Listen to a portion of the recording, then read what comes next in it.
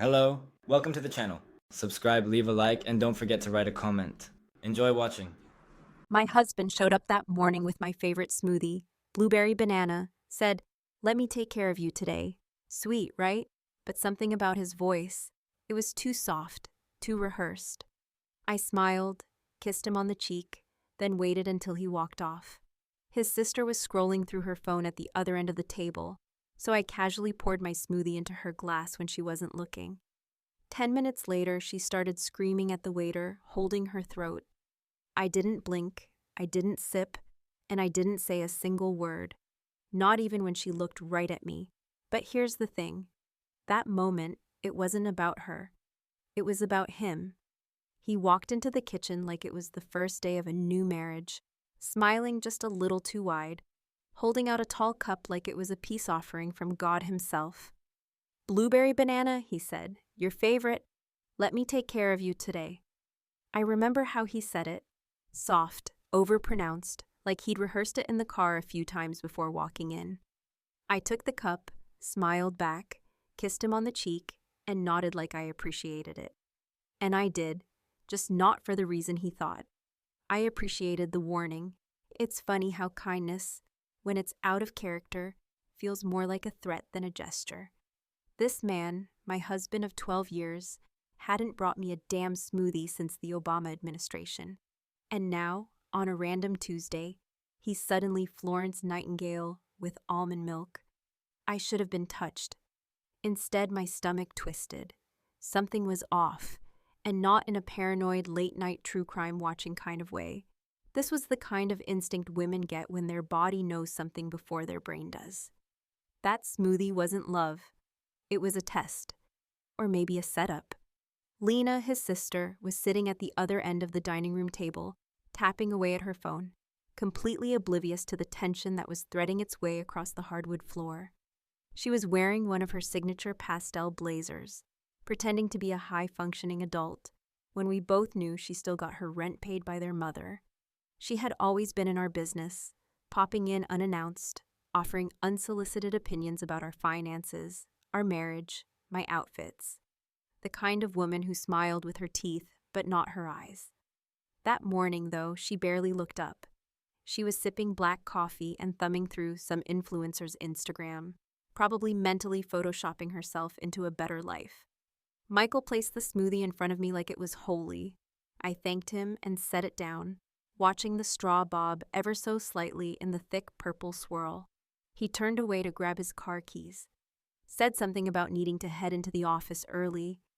I waited for the door to shut, then slowly picked up the smoothie, swirled it once, and walked casually to Lena's end of the table. She didn't even notice me.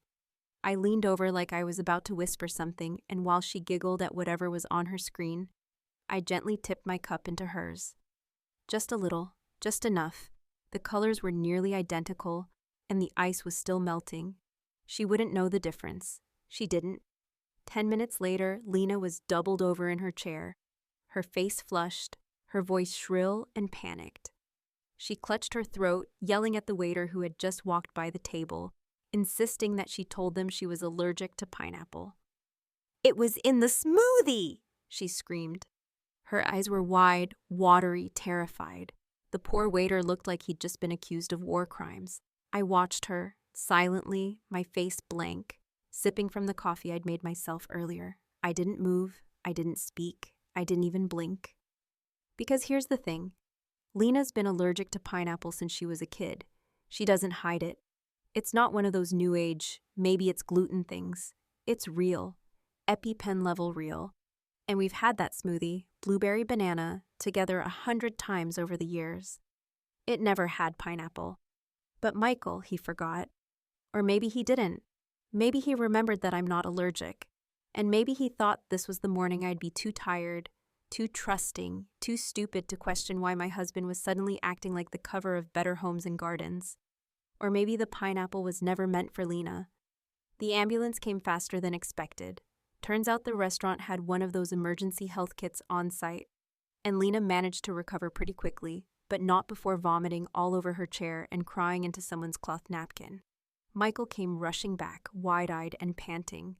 Like some movie husband in a bad Lifetime original, he kept asking what happened, kept glancing at me between questions like he already knew. I told him she must have sipped my smoothie by mistake while I was in the restroom. Simple, right? He didn't argue. That was the tell. If you know Michael, you know he doesn't let things go. He's a dog with a bone, but not that day. He just nodded too quickly and kept touching Lena's shoulder, asking if she needed water, if she was okay, if she wanted to go home. He never once looked me in the eye. Later in the car, I asked him what smoothie he got me, just casual, light, like I hadn't been mentally taking inventory of every move he made since Tuesday. Same one as always, he said. Blueberry banana, oat milk. I asked if there was anything else in it. He paused, just half a second too long. Nope, that's it, liar. Because I had tasted it before I dumped it in her glass. Just one sip. It was sharp, tart, something citrusy in the back of my throat, the kind that sticks around even after you swallow. Pineapple, a lot of it. It lingered like a threat. That night, while he slept beside me like the picture of innocence, I stared at the ceiling and let my mind wander. Had he really just tried something? And if so, what exactly was the plan? Make me sick? See how I'd react? Or was it a mistake, a lazy order he didn't double-check? Or was it never meant for me? Was it meant for Lena, and I interrupted it? Here's the part that'll mess with your head. I didn't tell him I poured the smoothie into her cup. I didn't tell anyone. I just watched it all play out, because that way, I'd know who panicked, who started connecting dots that no one else could see. And he did. Michael panicked. Which means, smoothie or not, there was something he was afraid I'd find out. And now, I was going to. By the time the ambulance pulled away with Lena strapped to a gurney, flustered but breathing, Michael was already sweating through his shirt, pacing the sidewalk outside like a man on the edge of something he couldn't name. He kept wringing his hands, kept glancing at me like I might either accuse him or absolve him, and maybe the not knowing which scared him more. I stood a few feet away, arms crossed, face neutral, and I watched him. Really watched him, the twitch in his left eye, the way he kept swallowing hard like his throat was dry, even though he hadn't said more than a dozen words since he got back. And when he finally opened his mouth, what came out was a pathetic, rehearsed, "That smoothie place must have messed up." Right, the smoothie place. The same place we've ordered from for years. The same people who know my name, my order, my card number. The same guy behind the counter who once offered to comp me a drink after he got my almond milk ratio wrong.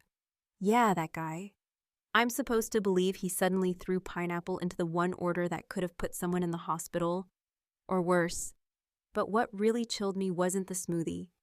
It was how fast Michael accepted the story, how he didn't ask a single follow-up question. He didn't say, "Wait, didn't I order blueberry banana?" He didn't say, "How the hell did pineapple get in there?" He just nodded, kept staring at the ambulance lights, and mumbled something about double-checking next time. I didn't say much that day. Silence is a tool when you use it right. You let people hang themselves with the rope they don't know they're holding. I drove us home. He kept glancing at his phone, texting God knows who, faking concern for Lena while barely looking at me. That night, he suggested we watch a movie, like nothing had happened. He poured us 2 glasses of wine, sat too close on the couch, put a hand on my thigh that used to feel comforting but now felt like a snake testing for warmth. I let him sit there, let the movie play in the background, but my mind was somewhere else. At 2 in the morning, while he snored beside me, I got up and went to his home office. He never logged out of his email, probably still doesn't know how. I opened up his receipts folder. He keeps everything digital, calls it clean bookkeeping, and I found them. Smoothie orders, repetitive, dated. But then something jumped out at me. A string of receipts from a few weeks ago, all from the same place, all before noon. And every single one had 2 drinks. Not 1, 2. Why the hell would he need 2 smoothies if he was only bringing me 1? The next day, I casually asked him if he'd picked one up for a coworker recently. Tried to sound light, bored, as if I didn't care. He blinked once, then said, "Oh yeah, I think once or twice, for Matt or maybe Jen." The kind of answer that's just vague enough to sound like the truth if you aren't paying attention. But I was, and it smelled like bullshit. I waited another day. Went through his fitness tracker next. That smartwatch he always wears, the one he forgets backs up to the cloud. Turns out he'd been walking more in the mornings, earlier than usual. One day he logged a location ping, a block from Lena's apartment at 7:43 a.m. She lives near that smoothie place. Coincidence? I don't believe in them anymore. And then came the kicker. I found a message on his watch. Not a text, but a voice note. Short, crackly, probably recorded while he was in the car. It was to Lena. He said, "You said she wouldn't be there. I told you I'd handle it." 6 words, that's all. But enough to snap something inside me. She wouldn't be there. Who? Me? What exactly were they handling? That night, Lena called, supposedly to apologize for the drama, said she was feeling better, said maybe we could all have dinner soon. She sounded cheerful, like nothing had happened, like she wasn't just inches from going into anaphylaxis. That's when I realized she wasn't calling to reconnect. She was calling to gauge me, to see if I suspected anything. I played nice, told her how scary it was, how relieved I was she was okay, how I'd love to see her again soon. Then I asked a question that nearly made her pause long enough to hear the silence between us. "You ever try the pineapple green blend from that place? It's strong, huh?" There was a beat, one heartbeat of hesitation, then a quick laugh. "Oh God, no, you know I can't do pineapple. I'd die." "Exactly. So how the hell did it end up in your cup?" I spent the next few hours going back over conversations in my mind. Old ones, recent ones, moments that had seemed harmless, but now felt like scenes from a badly lit play. Michael forgetting to pick me up after a doctor's appointment. Lena dropping by with advice on how to spice up our marriage. That time, I found a box of condoms in his gym bag, after we'd both agreed not to use them anymore. He said he bought them just in case for an out-of-town trip. I believed him then. I don't anymore. The pattern was too clean now, too rehearsed. Michael had been running plays, preparing for something, and Lena, she wasn't just his sister anymore. She was an accomplice. Maybe not romantically, but emotionally, tactically. They had a plan. That smoothie wasn't a mistake. It was a test, and I passed it. Now it was my turn. It started with shampoo. Not poison, not confrontation, not some dramatic yelling match in a kitchen with a knife block within reach. Just shampoo. Or more accurately, Lena's shampoo. One of those expensive salon brands she flaunted with that performative modesty women like her think makes them charming. "Oh, it's just something I pick up when it's on sale," she'd say. Like she wasn't the type to corner stylists for samples or send back a $30 bottle if it didn't lather fast enough. I switched it with a color stripper. A gentle one, nothing harmful, just strong enough to fade her perfect icy blonde into a dull, uneven brass. I tell you this not to brag, though I'm not exactly ashamed, but to explain the shift in my thinking.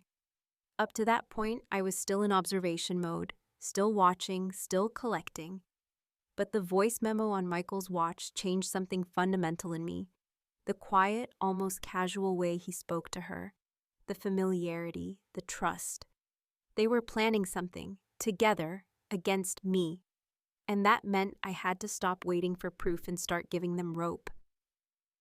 The next time I saw Lena, it was a week later, and her hair was tucked under a silk headscarf, like some retro starlet, going through a very public breakdown. She was embarrassed, obviously, but too proud to ask questions. When I joked that maybe it was stress from the smoothie incident, she just smiled like she didn't hear me. But I saw the flicker in her eyes, the one that says, "I know you know something, but I can't prove it." That's the sweet spot. After that, I started to move more carefully, strategically. I didn't want revenge, not yet. I wanted information. So I played the role of the concerned sister-in-law. I called Lena, asked if she needed anything, offered to help with groceries. She was hesitant at first, probably assumed I had an agenda, which I did. But her ego is her Achilles heel, And once I started letting her talk about herself, about her dating life, her money issues, her unappreciated brilliance in the marketing firm, where she only ever seemed to be an assistant, she relaxed. And when Lena relaxes, she brags. That's how I found out about the trip she took to Miami last fall. Not with friends like she told everyone, but with Michael, supposedly business-related. A conference. I smiled and asked about the weather. She never realized what she admitted. Later that night, I opened our shared calendar. Michael had been in Vegas that week. I remember because I'd stayed home sick with a stomach bug that kept me in bed for 3 days. I'd assumed he'd kept his distance to avoid getting it. But now I wondered, had I gotten sick before he left? Or after he came back? That question kept me up, gnawed at the edge of my thoughts like a slow burn migraine. I started digging through the bathroom trash, the one he never thought I looked in. Old medicine boxes, receipts, wrappers. That's where I found a torn foil packet of anti-nausea tablets, the same ones I'd used during that week I was so sick. But they weren't from my prescription. I knew because I'd tossed mine months ago. And these had Lena's pharmacy label on them. It was subtle, almost stupid in its simplicity. But when you're hiding something in plain sight, you don't expect anyone to look that close. I called her again the next day, told her I needed some girl time, and invited her out for drinks. She accepted, of course. Lena loves to be seen, especially in public with someone she thinks she's outsmarted. We met at a bar downtown, the kind with loud music and low lights, where lies come easy and secrets slip faster than gin. She ordered a cucumber martini. I got soda water with lime and told the bartender to keep it looking fancy. I let her talk. That's the thing with narcissists. They'll tell you everything if you just look impressed enough. And I asked her about her love life, about her exes, about the guys who didn't deserve her. And then, when she was just tipsy enough to feel untouchable, I asked her, "Ever feel like Michael's just stuck?" She blinked, smoked, drank, then she said it. "He's been trying to leave for months. He just doesn't have the balls." Just like that, casual, like we were talking about her dog walker or some minor inconvenience. I pretended to laugh like it was some harmless joke, like I hadn't just had the ground pulled out from under me. And then, for good measure, she added, "Don't look at me like that, you knew. Deep down, you always knew."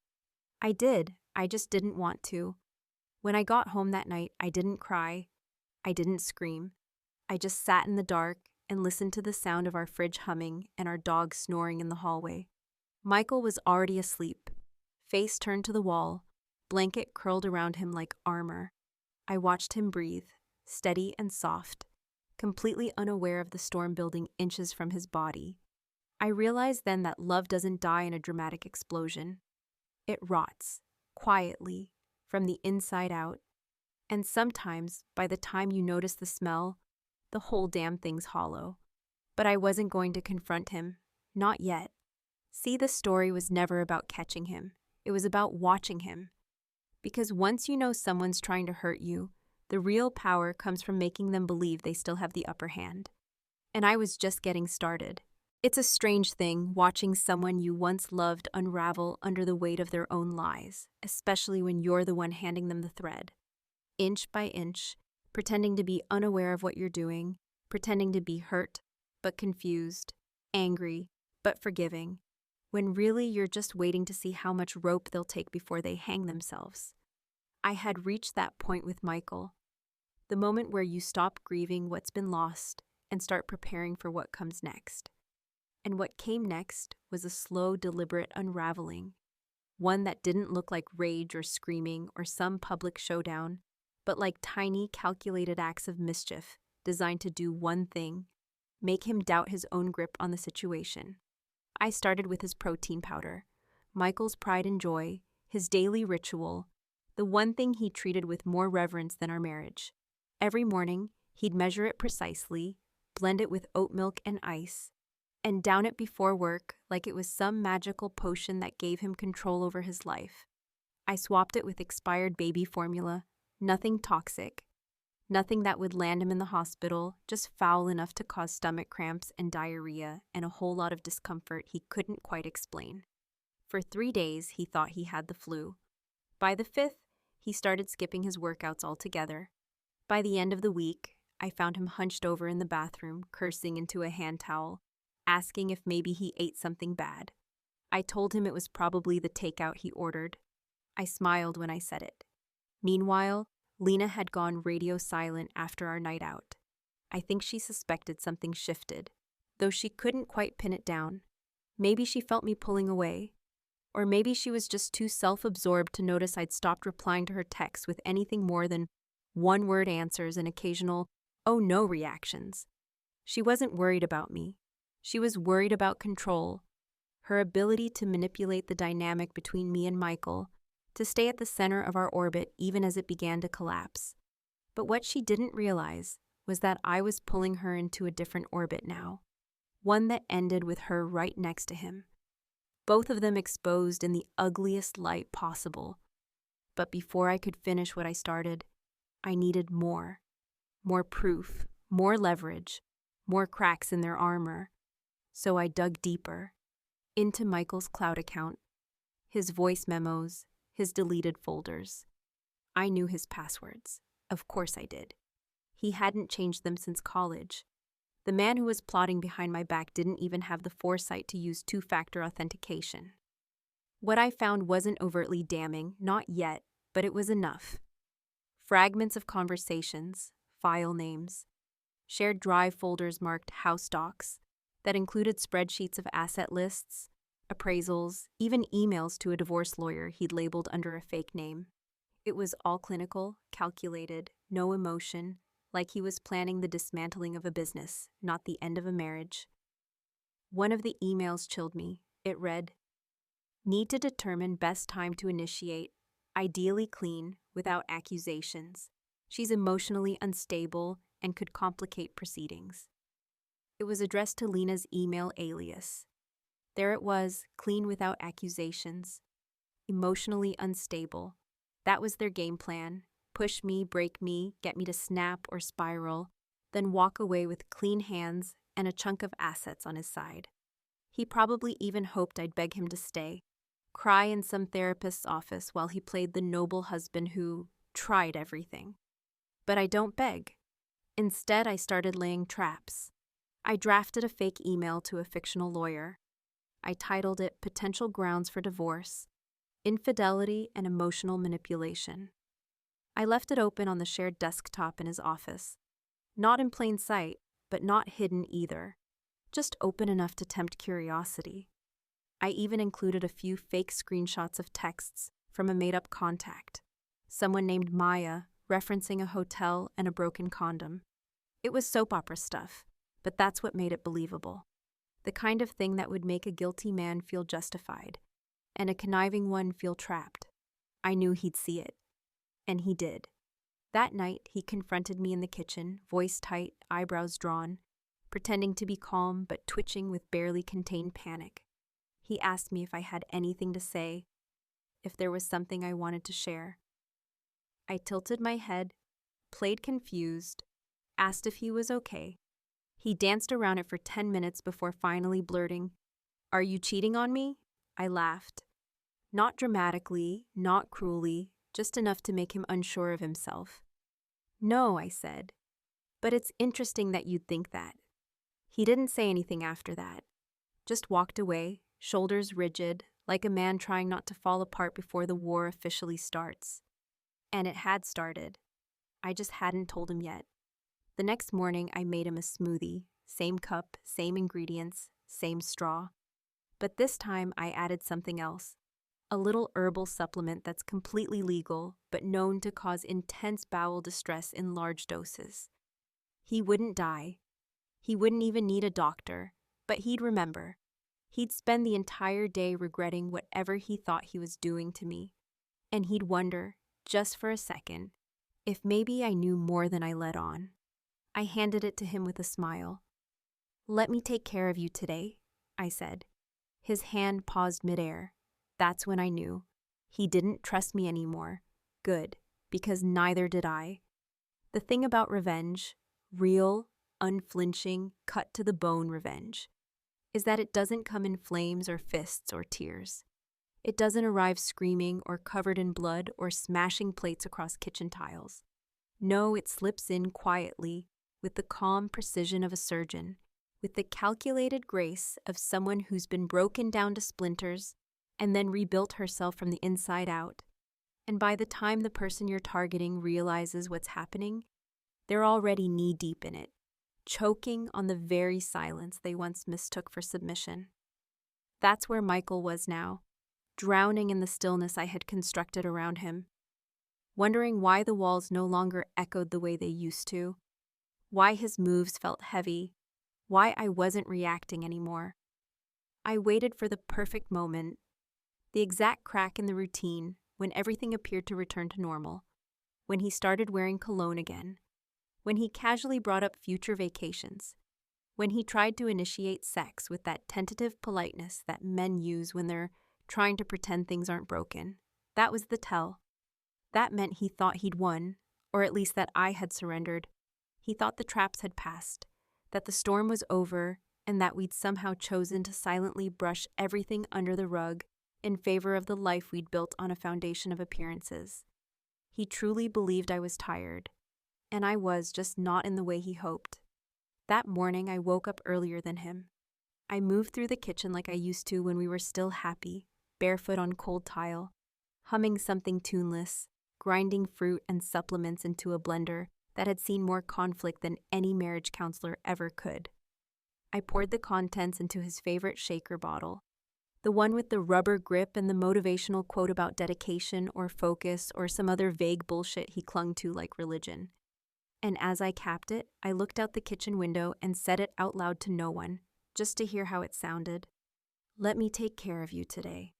He came downstairs 20 minutes later, hair still wet, shirt half buttoned, smelling like he was trying too hard. I handed him the smoothie with a smile, warm and easy, like nothing had ever cracked between us, like we hadn't both spent the last month sharpening knives behind closed doors. He hesitated, not dramatically, not enough to raise suspicion if anyone else had been watching, but I saw it. His eyes twitched. His hand moved just a second too slow.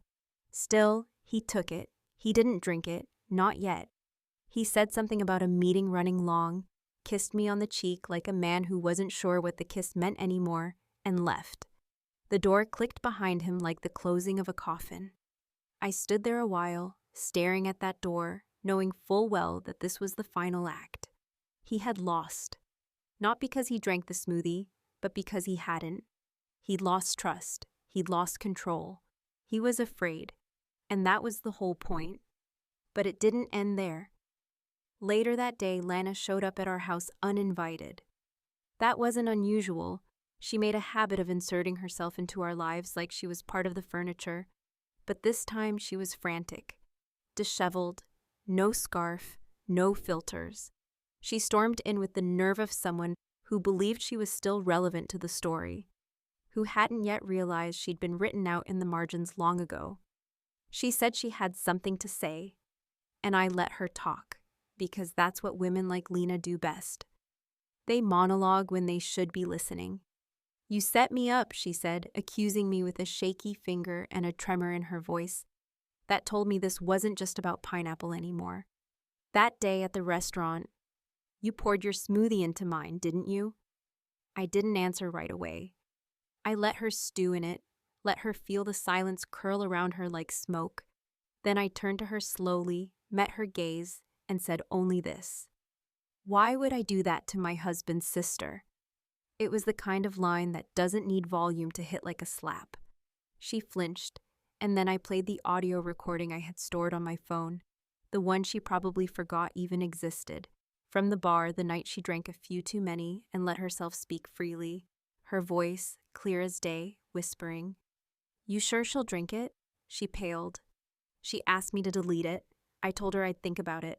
Then Michael called. I let it ring out, knowing full well he'd be on the other end with panic crawling up his throat, wondering if I'd cracked, wondering if Lena had cracked, wondering if it was all about to blow up in his face. because now he knew something was coming. And that kind of fear, it doesn't go away. It lingers. I packed my bags that night.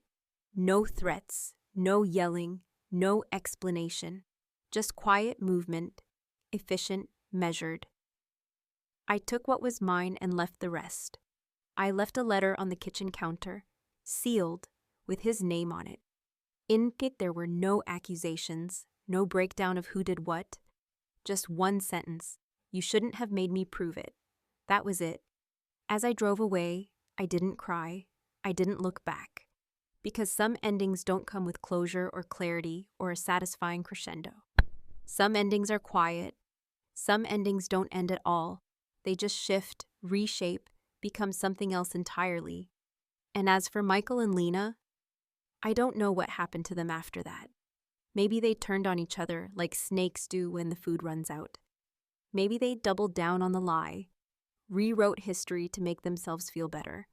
Or maybe, just maybe, they finally learned what it's like to live in fear of being found out. Either way, it's not my story anymore. But I'll tell you this, I never made a scene. I never screamed. I never laid a hand on anyone. All I did was offer him a smoothie, and he didn't drink it.